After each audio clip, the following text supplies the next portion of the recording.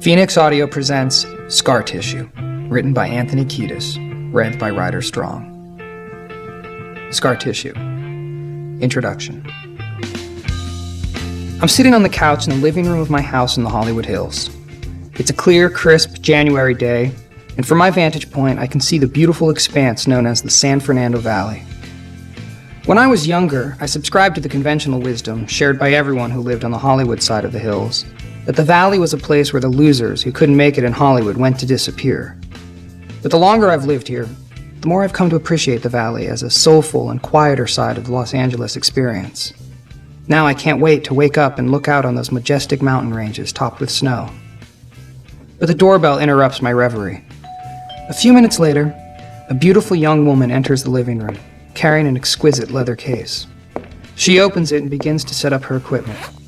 Her preparations complete, she dons sterile rubber gloves and then sits next to me on the couch. Her elegant large glass syringe is handcrafted in Italy. It's attached to a spaghetti-shaped piece of plastic that contains a small microfilter so no impurities will pass into my bloodstream.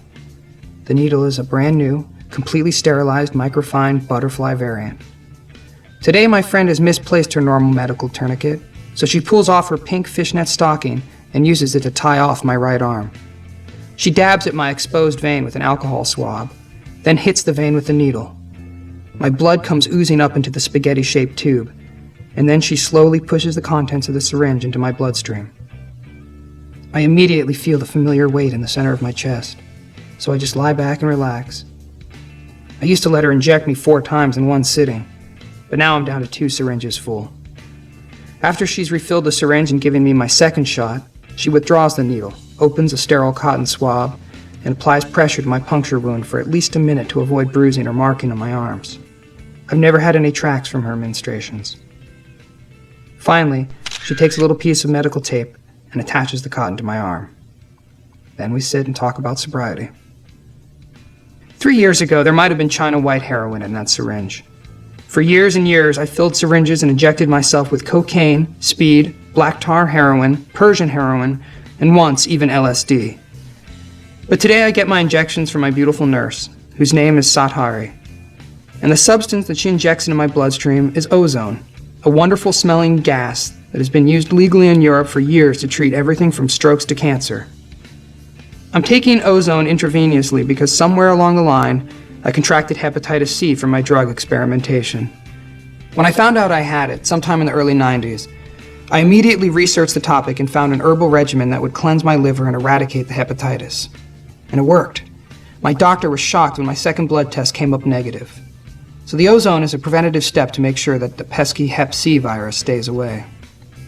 It took years and years of experience and introspection and insight to get to the point where I could stick a needle into my arm to remove toxins from my system, as opposed to introducing them. But I don't regret any of my youthful indiscretions. I spent most of my life looking for the quick fix and the deep kick. I shot drugs into freeway off-ramps with Mexican gangbangers and in $1,000-a-day hotel suites. Now I sip vitamin-infused water and seek out wild as opposed to farm-raised salmon. For 20 years now, I've been able to channel my love for music and writing and tap into the universal slipstream of creativity and spirituality while writing and performing our own unique sonic stew with my brothers, both present and departed, in the Red Hot Chili Peppers. This is my account of those times, as well as the story of how a kid who was born in Grand Rapids, Michigan, migrated to Hollywood and found more than he could handle at the end of the rainbow. This is my story, scar tissue and all. Scar tissue that I wish you saw. Sarcasm, Mr. Know-It-All. Close your eyes and I'll kiss you.